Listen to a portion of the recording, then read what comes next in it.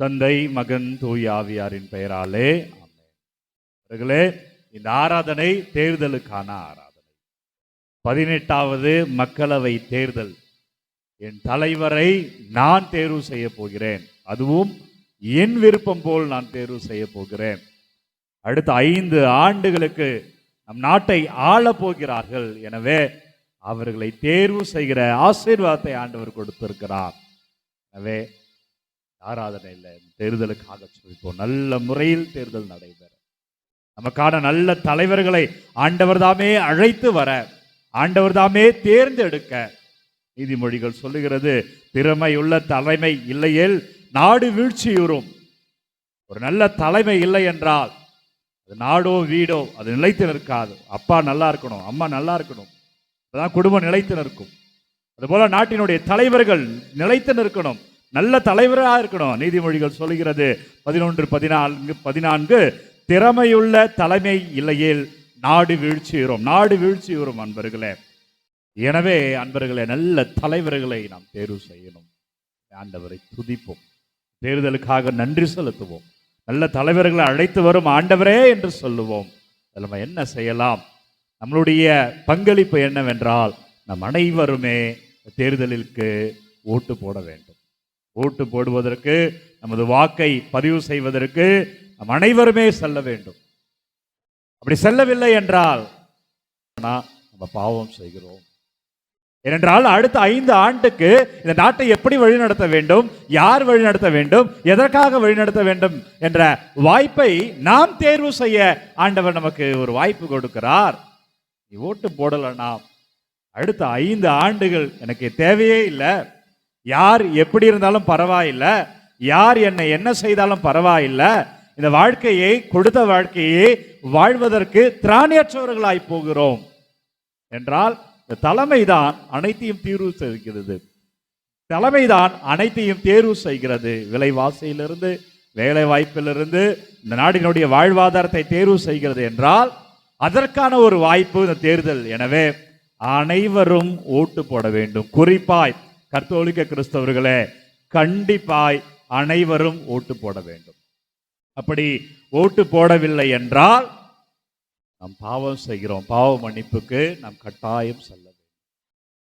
2வது, காசு வாங்கி கொண்டு ஓட்டு போட வேண்டாம். ஏனென்றால் இந்த காசு வாங்கக்கூடாது, காசு கொடுக்கவும் மாட்டார்கள், அதுதான் சட்டம். ஒருவேளை அப்படி எங்கேனும் நடந்தால், நடக்காது என்று நான் நம்புகிறேன், விசுவசிக்கிறேன். ஒருவேளை அப்படி நடந்தால் அன்பர்களே, அது என்னன்னா, யாவது எனக்கு பிடிச்சவங்க, நான் இதுக்காக ஓட்டு போடுறேன், இவர் நான் பாரம்பரியமாக என் குடும்பம் இதில் இருக்கு, அதனால் நான் இதுக்கு ஓட்டு போடுறேன் என்பதை மட்டுமே பார்த்து நீ ஓட்டு போட்டாய் என்றால், அந்த சின்ன ஒரு ஆசைக்காக 5 ஆண்டுகளை நீ விற்கிறாய். உன் நாட்டையே நீ விற்கிற. அடுத்த 5 ஆண்டுகள் நீ தவறான தலைவரை நீ தேர்வு செய்துட்ட. ஒரு சின்ன ஆசைக்காக 5 ஆண்டுகளுக்குரிய தலைமை நீ தேர்வு செய்துட்டனா, 5 ஆண்டுகள் அவர்கள் என்னவெல்லாம் ஊழல் செய்கிறார்களோ, அவர்கள் என்னவெல்லாம் தலைமை பண்பில் இல்லாமல் இருக்கிறார்களோ, அவர்கள் என்னவெல்லாம் நீதியற்று இருக்கிறார்களோ, அனைத்து பாவங்களும் நம்மேல் வரக்கூடும். ஏனென்றால் நான் தானே தேர்வு செய்கிறேன். எனக்கு ஒரு சிறிய வாய்ப்பு, அந்த வாய்ப்பை நான் நழுவ விடுகிற பொழுது நான் அநீதிக்கு வாய்ப்பு கொடுக்கிறேன். எனக்கு ஒரு சிறிய வாய்ப்பு, அந்த வாய்ப்பை ஒரு சின்னதாக எனக்கு ஒன்று தராங்க என்பதால், எனக்கு இவரை பிடிக்கும் என்பதால் நான் அந்த ஓட்டை அதற்காக போடுகிற பொழுது நான் நண்பர்களை நேரியவற்றை செய்ய தவறுகிறேன். அப்படின்னா அடுத்த 5 ஆண்டு அவர் என்னவெல்லாம் செய்கிறாரோ அதற்கு நானும் காரணம், என் குடும்பமும் காரணம். எனவே நண்பர்களே, ஓட்டு போடுவதற்கு முன்பாக யோசிங்க. இதுக்கு முன்னாடி என்னெல்லாம் நடந்தது, இவருக்கு தான் ஓட்டு போடணும்னு நான் சொல்லவே இல்லை, இதை வாங்கிட்டு ஓட்டு போடணும்னு சொல்லவே இல்லை, கொடுக்கக்கூடாது, வாங்கவும் கூடாது. ஆனாலும் அதையெல்லாம் தாண்டி ஓட்டு போடுவதற்கு முன்பாக யோசித்து பார். இதுக்கு முன்னாடி என்னெல்லாம் நடந்திருக்குன்னு யோசிச்சு பார். அப்ப எனக்குரியவர் யார், யார் என் நாட்டை ஆள வேண்டும் என்று யோசி. இங்க இருக்கிறத வைத்து யோசிக்காத, அங்க இருக்கிறத வைத்து யோசி. யார் என் நாட்டை ஆள வேண்டும், யார் வந்தால் எனக்கு நலமாய் இருக்கும், யார் வந்தால் அனைவருக்கும் நலமாய் இருக்கும் என்று யோசித்து செயல்படுவோம்.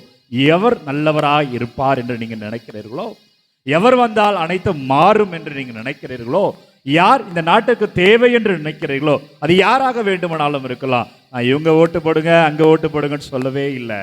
ஆனால் சிந்தித்து வாக்களியுங்கள். 2 விஷயம் இந்த ஆராதனையில் ஆண்டவர் பேரில் நம் அனைவரும் வாக்களிக்கணும். நம்முடைய கடமையிலே நாம் நிறைவாய் இருக்க வேண்டும். 2வது, எதற்காகவும் வாக்களிக்க கூடாது. நல்ல தலைவருக்காக மட்டும்தான் வாக்களிக்கணும். எனக்கு இது கிடைச்சிருக்கு, எனக்கு நான் இவரை பிடிக்கும், அப்படி எல்லாம் கிடையாது. இவர் வந்தால் நலமாயிருக்கும் என்று இதுக்கு முன்னாடி என்னவெல்லாம் நடந்திருக்கோ யோசித்து பாருங்கள், வாக்களியுங்கள் அன்பர்கள். இன்னும் சொல்லுகிறேன், நீதிமொழிகள் சொல்லுகிறது 11:14, திறமையுள்ள தலைமை இல்லையில் நாடு வீழ்ச்சியுறும். அவர்களே, இந்த மைக் நான் பேசிட்டு இருக்கிறீங்களா, இந்த மைக்கை தீர்வு செய்வது அரசியல் தான். அந்த விலை எவ்வளோ அப்படின்னு தேர்வு செய்வது அரசியல் தான். நம்ம சாப்பிட்ற சாப்பாட்டினுடைய அரிசியை தேர்வு செய்வது அரசியல் தான். நம்ம என்னவெல்லாம் உடைகள் உடுத்துகிறோமோ, கார் வாங்குறோம், பைக் வாங்குறோம், எதுவெல்லாம் வாங்குறோமோ அதை நிர்ணயிப்பது அவர்கள் ஏற்படுத்துகிற சட்டங்கள் தான், அவர்கள் கொண்டு வருகிற மாற்றங்கள் தான். அவர்களை உருவாக்குகிற வாய்ப்பை ஆண்டவர் கொடுத்திருக்கிறார். யோசிங்க நண்பர்களே, வாக்களியுங்கள். கண்டிப்பாய் அனைவரும் ஓட்டு போட வேண்டும். ஓட்டு போடவில்லை என்றால் நாம் பாவம் செய்கிறோம், நம் நாட்டுக்கு எதிராய் பாவம் செய்கிறோம், மன்னிப்பு கேட்கணும். 2வது, வேற எதற்காகவும் போடாதீர்கள் ஓட்டு. நீங்கள் ஓட்டு போடுகிற பொழுது யார் நல்லவரோ, யார் நேரியவரோ, யார் வந்தால் நம் அனைவருக்கும் பயனளிக்குமோ அவருக்கு ஓட்டு போடுங்கள். இதோ இந்த 2024 தேர்தல் ஆனது வருகிற 19ஆம் தேதியிலிருந்து நடைபெறுகிறது. இந்த தேர்தலை அன்பர்களே, 19ஆம் தேதி தொடங்குகிற தேர்தல் ஜூன் மாதம் 1ஆம் தேதி வரை 7 கட்டமாக நடைபெறுகிறது. இந்த தேர்தலுக்கான அறிவிப்பானது, ரிசல்ட் ஆனது ஜூன் மாதம் 4ஆம் தேதி அறிவிக்கப்படுகின்றது. எனவே அன்பர்களே, இந்த 18வது மக்களவைக்கான தேர்தல் 543 உறுப்பினர்களை நாம் தேர்வு செய்ய இருக்கிறோம். எனவே அனைவரும் ஓட்டு போடுவோம், வாக்களிப்போம். நன்றி அப்பா, வல்லவரே நன்றி, நல்லவரே நன்றி. தேர்தலுக்காய் உம்மை துதிக்கிறேன், உம்மை ஆராதிக்கிறேன். இந்திய தேசத்தை பாதுகாக்க தாய்மரியாவே எங்களுக்காய் செபியுங்க. ஆண்டவரே, எங்களை ஆசீர்வதிங்க.